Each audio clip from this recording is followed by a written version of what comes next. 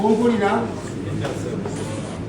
ogenda kwesa obudde kamu bubiri busatu wano mpitiddewo bwinzirwa mu kibuga baganda bange nsalisa okubalaba amannya gange bampita King Saha Semanda Manisuru omwembe wammwe nzize wano bategeeza nti enteekateeka ya Lwakutaano luno tugenda kubeera Kololo teri kulanga kulala ntambula nzira mu kibuga ali eyo tereka tiketi yo sentegeza tiketi nzija nazo beera ready tewali budde tewali kulanga kulala tewali kulinga ali ewala sembera ng'obudde bukyali Friday 14 gye twali tulinda emaze nekola ki emaze netuuka n'olwekyo nzize batolera ku salaamu aleikum wa rahmatullahi wa barakatuh.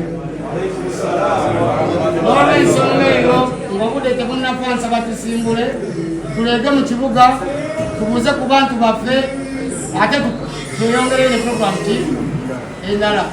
Salaamu aleikum wa rahmatullahi wa barakatuh. Tusinkane ku Friday e Kololo. Mwebale nnyo.